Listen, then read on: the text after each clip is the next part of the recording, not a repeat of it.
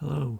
I recently had a 10-night stay at the Hard Rock Hotel in Orlando, Florida. I have already done an upload about my flight here, but now it's time to cover the rest of the trip. Let's find out what I thought.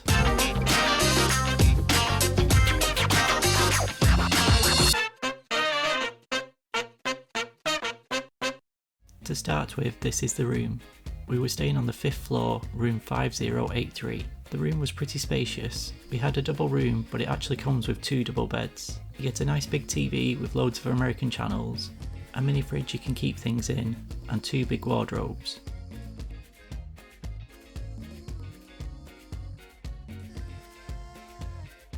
In here there is some spare bedding, a safe, an ironing board and an iron. There is also a hairdryer in here, and it's more powerful than the usual hotel ones that feel like they wouldn't even melt an ice cube. There is a nice bucket and tongs if you want to get a chilled drink, and in terms of storage drawers there are plenty. There are 4 deep drawers under the television and 2 side tables with drawers next to the beds. If you're wondering about chargers, there are the American plug sockets, so if you're travelling from another country like we were, you need to remember to bring your plug adapter. If you forget that, there are also helpfully 2 USB chargers in the room that might be of use. We had a nice view looking out at some greenery, but I think most rooms here would have a nice view based on the hotel's location. There is also a coffee machine which is pretty standard, but I'd avoid the Fiji water next to this. This costs $8, which is pretty obscene for a bottle of water. Onto the beds, and these were really comfy. The mattresses and pillows are really soft, and there is a handy light just above you for some late night reading if that's your sort of thing. Being in Florida is really hot, especially for someone like me who's used to the temperatures of northern England, but the aircon in here is spot on. I even had to turn it off some nights when I got too cold. Onto the bathroom, we have a large overhead shower and plenty of towels that are replaced daily. The shower head itself does look a bit dated, but it had good water pressure and worked fine, so I had no complaints here. You get some complimentary shower gel, shampoo and conditioner, which are Gilchrist and Soames. I think that's how you pronounce that. And these smelled nice, they seem like good ones. The main benefit with the shower though is just the size of it. It's a lovely huge one and you can spend ages in here. There's a toilet, sink and mirror like you would expect. But my one main complaint about the bathroom, and it's about most toilets here in Florida in general, is the toilet paper. It's like it's 1 ply or something, it's just so thin.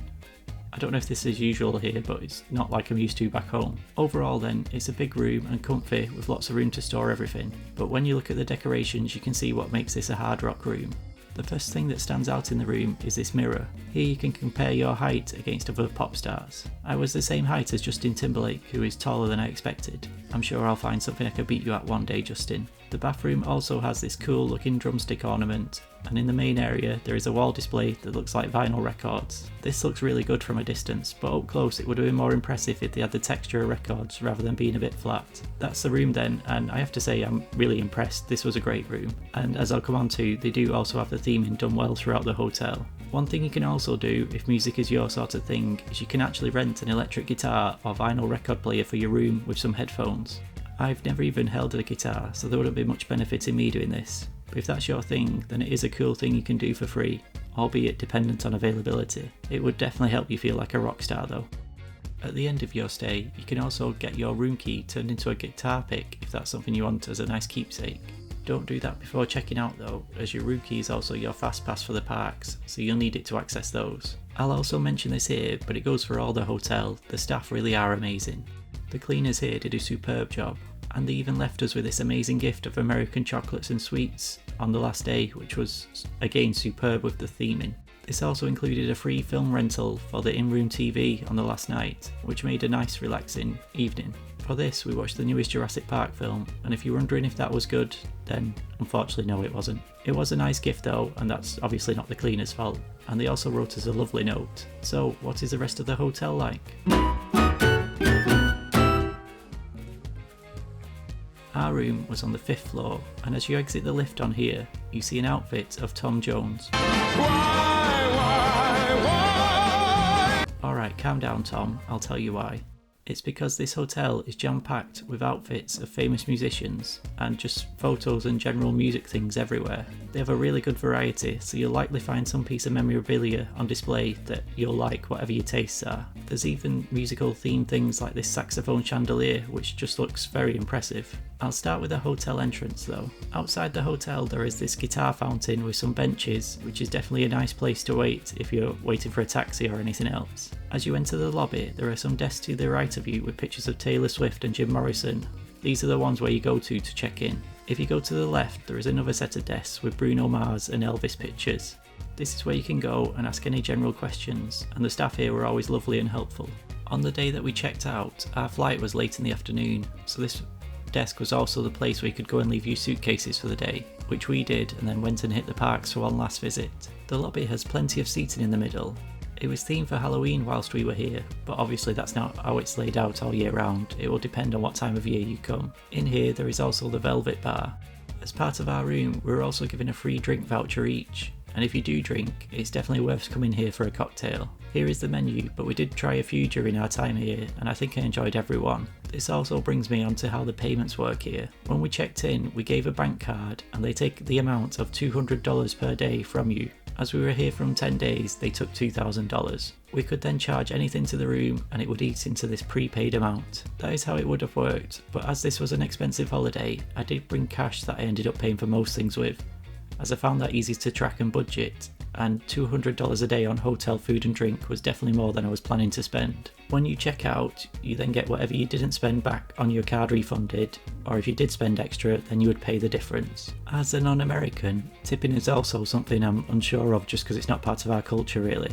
But every purchase you make in the hotel on food or drink, 18% tip is automatically added to what you pay. I found this helpful as I was not trying to work out how much to leave at the end of everything. But it is also bad that I had to try and mentally do maths before paying for anything to try and figure out what the cost would actually be. I am aware that's just a cultural difference though, so you soon get used to it. I just kinda wish the prices included what it would be with a tip though, as quick maths is not one of my strongest skills. On the other side of the lobby there is then a rock shop. This has branded merch if that's your sort of thing, but most helpfully for us, there are also some toiletries in here, which is really handy to pick up anything that you forgot. If you get in the lifts, you can travel to any floor apart from floor 7, which requires you to have a swipe card to access. This is the most expensive area, and sadly I didn't have access to that, so I don't have any footage of up there. In several of the halls, and dotted around the hotel as you walk around, you also see plenty of seats and tables. And lots of these have USB chargers built within them, which all work surprisingly well. There is also an ice machine on each floor that is located near the lifts, and if you go down to the first floor there is a gym.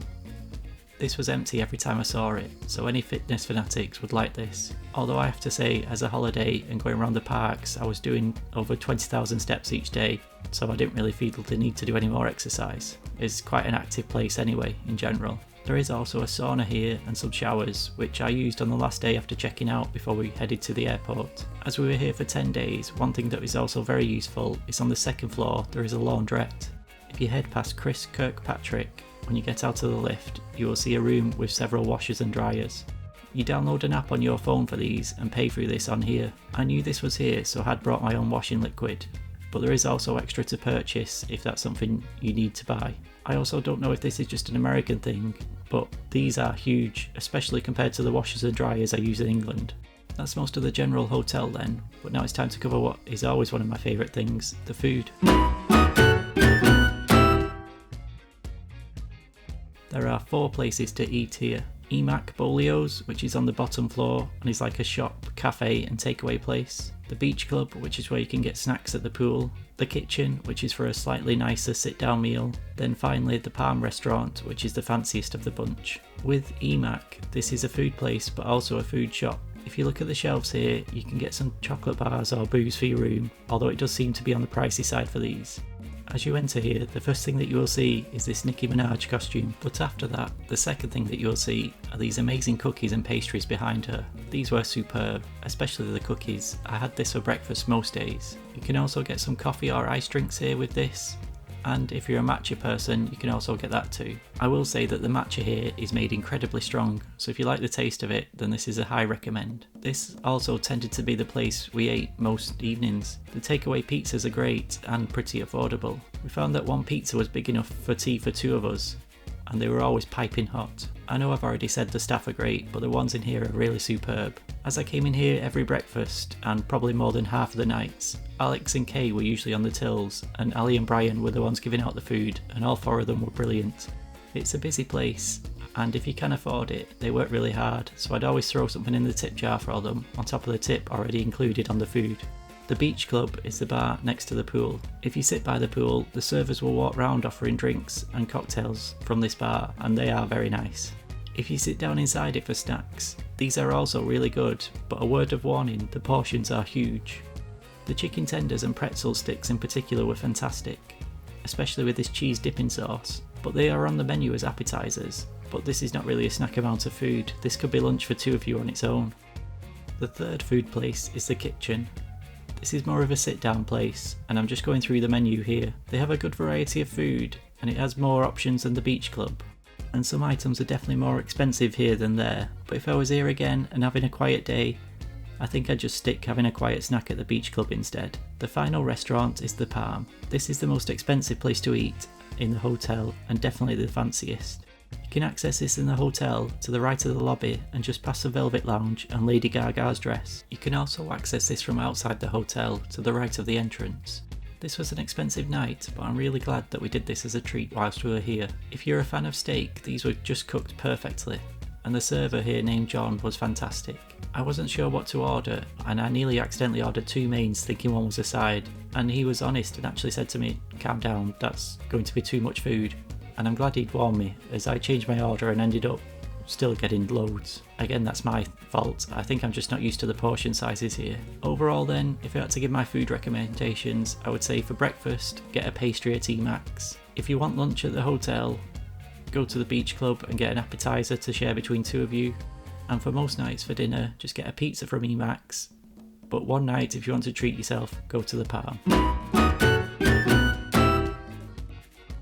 You can head out to the pool on the ground floor just next to Emacs. As you enter here, you see some complimentary suntan lotion and water, so make use of this if you don't have any, especially if you're someone like me who is not used to this sunshine. There are several lounges here. Some have QR codes where you can order drinks, but I wouldn't worry if you get a lounger without this, as people walk around regularly. The pool is pretty big, but the water is a good temperature for going in, and it's not really deep. You could stand up anywhere in the pool, so you can't dive in. There are some lounges at the side with sand if you want that beach feeling, but by far the most impressive thing here is this slide. It obviously isn't too big or too fast, but it is pretty fun to go down every now and then. I have to also give praise for how many lifeguards they have here. There is almost a comical amount, there's literally 6 to 10 of them at all times. So it's a comfort for feeling safe here at least. Being hard rock, there is also a DJ here pretty much all day, blasting some tunes, making it feel like you're in a club. So go back to the club. There is a cabana to rent, but if I'm honest, I don't think it's worth it. The rest is just as nice seating, and if you want shade, you can just pop in and sit in the beach club for half an hour. If you were travelling with children, then I have to say it looks like the DJs do a superb job entertaining the kids for the day if you wanted a quiet time on a lounger.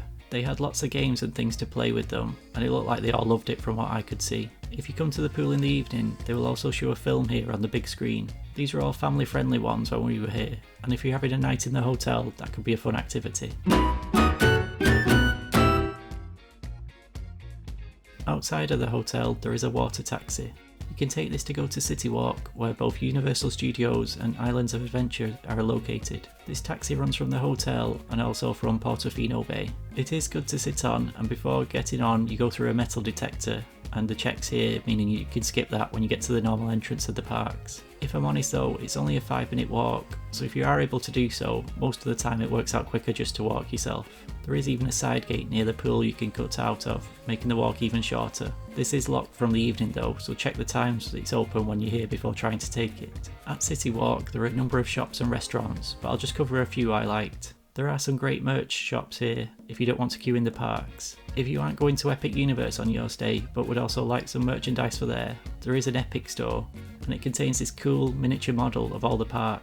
It's like being in that attic from Beetlejuice. For food places here, one we went to was Margaritaville. I have seen a few other YouTube uploads in the last year or so saying how everything looks boring now. I feel like this chain is a big exception.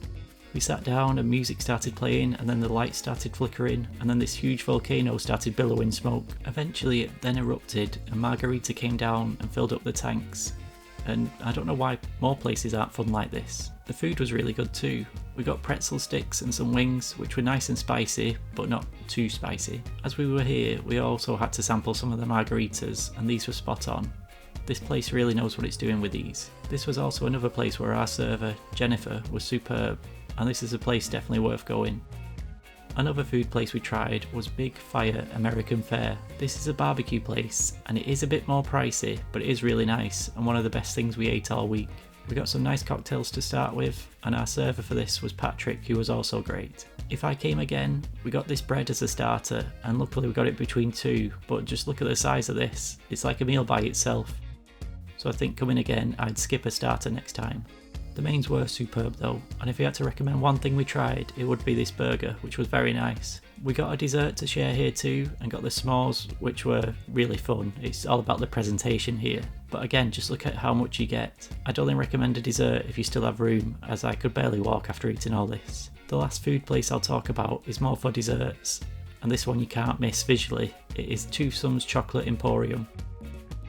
This is a steampunk themed restaurant where it is run by Penelope and her robot Jax or Jarks. This is a busy place, so I would recommend booking, and if you can't get a reservation, they do have a shop downstairs where you can also buy treats to take out. This did look sold out for us on their website, but thankfully we asked the help desk in the Hard Rock and they could sort a reservation for us. Our server here was Lauren, who was just lovely. There is lots of chocolate themed things here. I had a chocolate beer, and as a snack we had a sandwich and chips. It was only a light snack though, as what everyone will be coming here for is the desserts. They have so many milkshakes here, and they come loaded with loads of stuff on top. We got a flight of 5 of them, and they were really good, but it was a bit silly ordering this much. Thankfully though, as we couldn't drink them all here, you can ask the staff if you can take them with you, which we did. And then we kept them in the fridge in the room and drank the rest the next day. It was a really nice treat though. If you're looking for other things than City Walk, we did also visit the International Premium Mall and also the Vinewood Premium Mall for a walk around. We had to get an Uber to these, but neither are too far away. If you're looking to get some cheap gifts or try and find offers on designer stores, it might be worth checking out. They even have Disney outlet stores at these, but they do get extremely busy. These are just some of the other things, but I'll go on to the activities you're most likely to do when you're here, the parks.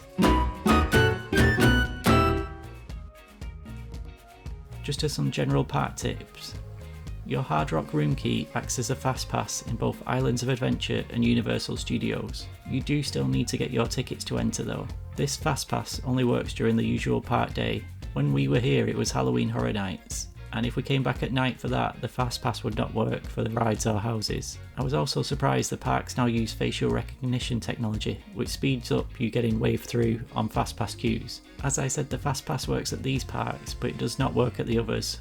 So if you're going to Epic Universe, you need to get a separate one for there. Speaking of the Epic Universe fast pass, if you have a fast pass for Islands of Adventure and Hollywood Studios, you can use it to get on each ride as many times as you want. For the Epic fast pass however, currently you can only use it one time for each ride. So if you go on Donkey Kong with it, next time you go you'll have to go in the normal queue if you want to ride it again. There is also the Universal app, which is great for seeing waiting times at all of the parks and also getting the restaurant menus. As you're using your phone a lot, we found that buying a code like this means you can have your phone around you for easy access, and it also helps keep it safe. Also, don't forget to bring a lanyard with you to make it easier to show your pass. And it's always useful to have some extra plastic wallets. I also highly recommend bringing something to drink out of. We brought a collapsible water cup, and there are drink machines dotted around the parks where you can top up on water for free. We took a small bag to the parks each day, which had our cup in, some suntan lotion, and also some spare glasses and sunglasses. Whilst here, I also knew we'd buy lots of merch, so I will do another upload to show what we got. But if you are planning on buying a lot, you can buy a merchandise card for $500 and you get 10% off any purchase and a free wand. The wand is either Harry Potter's dad or 2 other characters. I didn't know who they were, but that might be down to me not being a Harry Potter superfan. The wand can be used though on interactive parts in the parks. $500 sounds like a lot, but everything here is pretty pricey, so it is much easier to spend than you'd expect.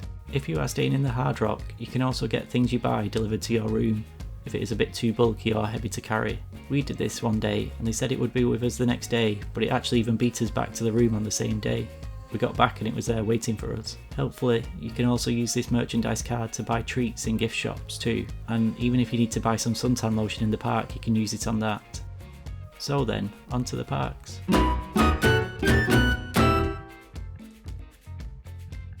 If you want to get to Volcano Bay or Epic Universe, there are thankfully free shuttle buses running throughout the day from the Hard Rock Hotel. To get these, you head down to Abbey Road. I don't know if there's a timetable for these, but they are just really regular. We never waited more than 10 minutes for one. Inside Volcano Bay, the central point, as you'd expect from the name, is this big volcano. You'll notice I don't have much footage in here, but that's because I'm not going to be filming all people in their swimwear without their consent. So you'll just have to see this volcano. This isn't the place if you wanted to see anything else. Pervert. $4 a seat. Pervert! There are cabanas and lounges you can rent, but there are so many free ones, I didn't really see the benefit of that. I would also recommend getting some water shoes before you visit here for walking around. And if you're worried about getting sand on these, there are helpfully these little floor sprays dotted around the park everywhere to clean them. When I was here, they had what I thought was a fantastic system named Tapu Tapu. I was going to talk about this, but I found out that pretty much days after I left, they scrapped the system. I'll not talk about that then. The things I liked are the lazy river.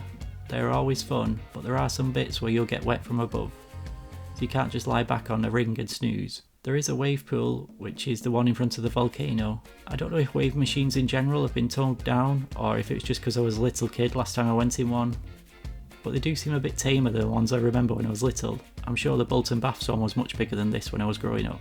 Finally, the main ride here is the Krakatoa Aqua Coaster.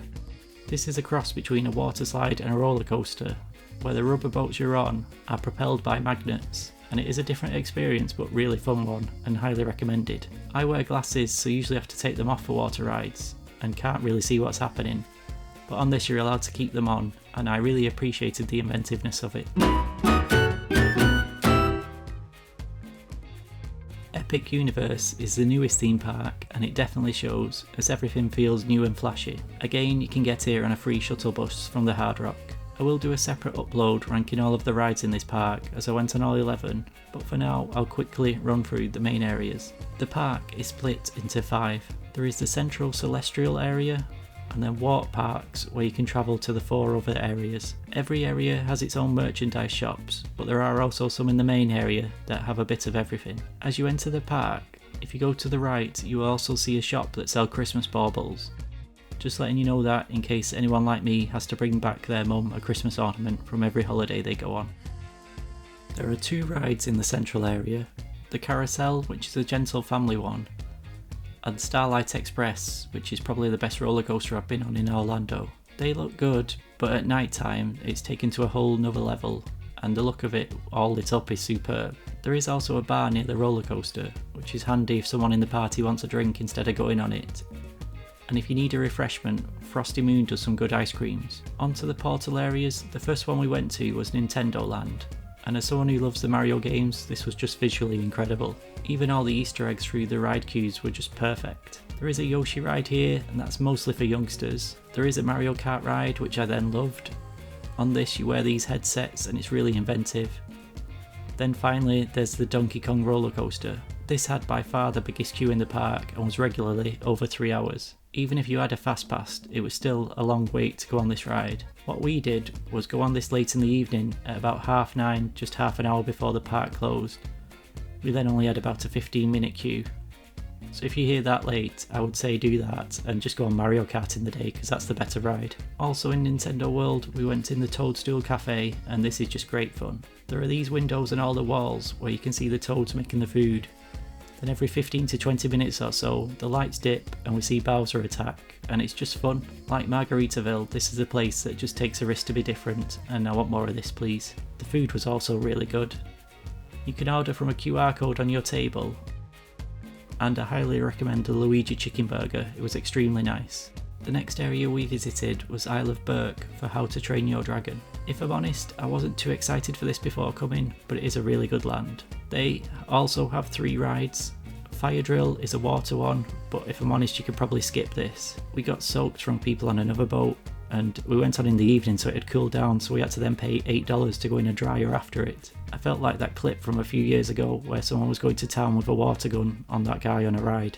Then there's Dragon Racers Rally. This was a fun ride, although I wouldn't wait too long if there's a massive queue for this. Then the final ride is Hiccup's Wing Gliders. This is a family roller coaster and this is just fantastic. It's one of the best family coasters I've ever been on, and this is a high recommend. Other good things in this world are some cool meet and greets and photo ops. And they even have a show named The Untrainable Dragon, and this was just such high quality. It blows me away how advanced these are now, and this show was one of the highlights of a day, so a definite recommend. Well done Isle of Berk, you surprised me. The third portal we went to was then Harry Potter. This is based on France and ties into the Fantastic Beasts films. As you enter you see this Arc de Triomphe and it's visually incredible. It is good that it's based on France as it does have a different feel from the Harry Potter worlds in the other areas, but, and this might be a bit irrelevant me talking about it here, but it does just blow my mind they stopped making the Fantastic Beasts films. There's so many people walking around kitted out in robes and carrying wands. They must make so much from the merchandise. I just don't understand what happened to the films. It must be the biggest fumble of a show thing ever. They must have been planning on continuing the films when they designed the land. And it's a slight shame it's based on something that didn't really make an impact on pop culture like the originals did. It does make me wonder if they have any future plans for this, or if they'll maybe tie it into the new TV series if that's received better. Part of me questioning this is because the only ride in this area plays it safe to tie into the original films, being the Trials of Dolores Umbridge. For this ride, I think the queue is probably the most impressive I have ever been through. They cram so much in here, and walking around these and the teleporting areas is such an incredible effect. If I'm completely honest though, the ride doesn't quite live up to the queue, and I think the Harry Potter rides in the other parks may be slightly better. You aren't even strapped in, so right from the off you know it won't be a big thrill ride. And although technically impressive, I don't think there's anything too special to justify a very long wait. You can get usual Harry Potter things like butterbeer here, and I'm not particularly a fan of butterbeer, but what I am a fan of is frozen butterbeer, and that tastes incredible. If we had to recommend one thing to try here, it's this. It tastes amazing. For the shops in this area, there is a wand shop and chocolate shop, and both of these are well themed. And there is also a bar. If you get a cocktail at this bar, you do get to keep the glasses. These tasted really nice, but the price of these is a bit eye-watering. Probably the best thing about this land is the show. I mentioned in my Halloween Horror Nights upload about how people in the parks are just so friendly. In the queue for this we were stood next to someone named Derek who lives in Florida, and it was also his birthday on the day. And he was just the nicest guy possible, telling us loads of great facts and things about the park. You're my boy! Derek. You're my boy! Then the show itself was really fun, and like the Dragon Show, it's just visually spectacular. Then the final area is the Dark Universe, and I did love Nintendo World, but in the end this one was my favourite. It also looks incredible at night, especially when the windmill lights up. There are two rides here, a werewolf roller coaster which is good, but it does have long waits. I think it may be due to how long it takes to load people on, which is a shame, as it's a good ride, but I wouldn't say it's worth waiting too long for. The other ride is Monsters Unchained, the Frankenstein experience, and this is probably the most blown away I've ever been by a ride. It has a great mix of animatronics and screens, and I went on this so many times. And Ronnie, I feel like you're just here for Monsters Unchained ride. What? It also loads people on really quickly, so there's never really a big queue for this. This area also had my favourite merchandise shop in the park, and I just love this t-shirt that I got. So that is all the park, and just as some general tips here, wear some suntan lotion. The park is great, but there is surprisingly little shade, so you don't have many places to protect yourself. You can plan your day out in advance before visiting, but the rides here do seem to go down a lot, so you have to be flexible and adapt to this. Whilst we were here we saw the Harry Potter ride, the Harry Potter show and the Donkey Kong ride all go down, so as this happens you just need to think on your feet about what you want to do next. If you're here till late, or even if you leave the park and come back later, Donkey Kong and Harry Potter will have less of a queue time then, but you do have the risk that it could also be closed then and then you've missed your chance, so it's up to you if you want to take that risk. I've lumped both Islands of Adventure and Universal Studios together in this part, as they are both close to the hotel, and if you have tickets to these you can even travel between them on the Hogwarts Express. I'll not cover everything in these parks as there is loads here, so I'll just cover what stands out. Also, I was here during Halloween Horror Nights. I know you might watch this at a different time of the year, so I'll not cover that here. But if you would like to see my thoughts on that, I have a few uploads on that on my channel. I mentioned it earlier, but having your room key as a fast pass for these is really such a massive boost. For Islands of Adventure first, the best ride here is Velocicoaster. It is fast and exciting, and if it wasn't for Starlight at Epic, it would be the best roller coaster in Orlando. Also good here is the Hulk coaster, which is surprisingly intense. The whole Marvel area is good. The Spider-Man ride is great, and even the X-Force Waltzer was a lot faster than I imagined. There is a Harry Potter area here, and the Gryffindor ride is fine, it's a family coaster.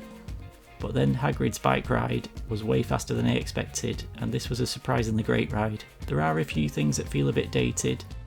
On the Kong ride, it's incredible when you see Kong, but the rest of it is a bit too gentle and dated. If you want a calm hour or so, the Dr. Seuss area is also somewhere I enjoyed. Cat in the Hat might be one that is a touch dated, but One Fish Two Fish never has a queue, and it sprays you just the right amount if you want to cool down. On to Universal Studios, and I think out of these two parks this one has better rides in general, but then also one or two stinkers. When you enter, there are two Minion rides either side of you. The one on the left is fun. I wouldn't wait too long for it as it's a screen ride, but I did enjoy it. The one on the right, however, I feel a bit mean being cruel about this as it's a kids ride, but it was just rubbish. You stand on a conveyor belt and are given a gun and no instructions. I didn't know if I was supposed to shoot the minions or am I supposed to shoot everything else. There was no guidance and it just felt very lazy and not worth queuing up for. Also near the entrance there's a Wicked store. Maybe that's a hint for a future bigger thing, I don't know, but I would love a Wicked Land, so I wouldn't complain if this turned up. With the other rides, the Transformers ride is surprisingly fun. I went on this several times, and once it even broke down and the lights came on, and it was great to see how it all works. I think it would be good if the parks let you go in early to see the rides go round in the light. It'd be really interesting, and I'd pay for that if it wasn't a daft price. Some of the older rides here also still hold up as some of my favourites. The Mummy ride and the Men in Black ride are still two of the most entertaining in the parks. And I even still laugh going on the Simpsons ride. E.T. also offers some cool nostalgia. I hope they keep this ride forever. There is another Harry Potter world here, and the rides are again really good, but it's the whole area design that's the real star. It just looks superb. On to the other bad ride though, and it's no surprise for anyone who's been here, but it's shocking how unfast and furious the Fast and Furious ride is. It felt like it should be a ride for driving Miss Daisy or something. It's just a bad ride idea and badly executed, but worth doing if there's no long wait time, just to see the cool queue area. And I did also appreciate how sarcastic the staff are. I think everyone realises this is a bit of a dud, so it's a bit like an in-joke going through it all with them. After going on this, I then went on the Jimmy Fallon ride, and that felt great in comparison to this. It just shows how tame Fast and Furious is. There are also two shows in this area I went to. One was the makeup show, and the waiting area in this is superb. But in terms of the show itself, I would have liked it to go a bit more in depth on effects during the show. I get that he designed it for families, but I would have loved a bit more geeky info. The other show is the Bourne Stunt Show, and this might just be the best thing in the park. Similar to the Monsters Unchained ride in Epic, this just mixed so many different things together, and it felt like something I hadn't seen before. Top marks for this. If you're staying at the Hard Rock Hotel, I'm guessing these two will be where you spend most of your days. It's so tempting just thinking, oh, I've got a free hour, I'll just pop over. Even though I was here for 10 days, I didn't get bored of them at any point. It's also great just seeing random characters walking around, and any actors who play them are always fun. I also think that at least once you need to see the Universal Studios parade. Just when you think you've seen the most impressive thing, something even more impressive turns up. And the T-Rex at the end looks phenomenal. So, what are my final thoughts? To start with, here are just a few things that stood out on the trip that I didn't really have a chance to fit in anywhere else. For the weather, it is really warm and humid, but every now and then it rains, and wow, it just really comes down. I was in the pool one day, and the lifeguards were like, quick everyone out, the rain's coming with lightning. We all got out and the rain did come down, but it stopped after about 10 minutes, and then 15 minutes after that you'd never know it rained. It's back dry everywhere. Another surprising thing compared to where I'm from is there are lots of lizards everywhere. Lizard, lizard, lizard, lizard, lizard. They don't seem to bother anyone, and I think they're harmless, but it's just strange to see them walking around. The people are also just so nice everywhere and in the parks. There are lots of kids and families here, but everyone seems to want to be here for a nice time. I didn't see anyone kicking off or anything like that. It's just a bit surreal being somewhere where everyone seems constantly happy. I know I've also said it several times, but the staff are incredible everywhere. That's in the Hard Rock, in the parks, and in any restaurants or anything I visited. And the last point is more just for me, just because I always mess up on this. But my expectations of portion sizes here are always way off, and I always got way more food than I expected. In most places, an appetizer will do me just as a normal meal. The only exception to this with portion sizes is it's usually the other way around with alcohol. Sometimes for the price I'm expecting a huge cocktail and I end up with something much smaller. They do always seem to use quality things to make these though, as everyone I had tasted superb. In terms of the hotel then, and if I'd stay here again, yes, in a heartbeat. This is where I want to stay if I visit Orlando again. I think the theming is incredible, and the location, the amenities, the staff and everything here, I don't think I'd have a better time anywhere else. I know 10 days at Universal sounds long, as I know there's another company in the area with a few things to do, but I genuinely didn't feel like I was missing out on anything by not going there, and I probably would do a Universal holiday again before doing a Disney one, due to how much fun I had on this. I last visited Disney in 2019 when I did a cruise, and that was amazing. But I think since Epic Universe has opened, and especially if you come here for something like Halloween Horror Nights, Universal just does more for me personally that I enjoy at the moment. This trip cost a lot, so I might do 1 or 2 more uploads from things here, but I won't be doing any more travel anywhere until next year, so I'll be saving up for a bit. If you'd like to support the channel, I'd really appreciate if you could like and subscribe to help give me opportunities to do more of these in the future. I won't be disappearing completely though, I will also do a few gaming uploads until my next holiday. Thank you for watching, and I'll see you again soon. Cheers!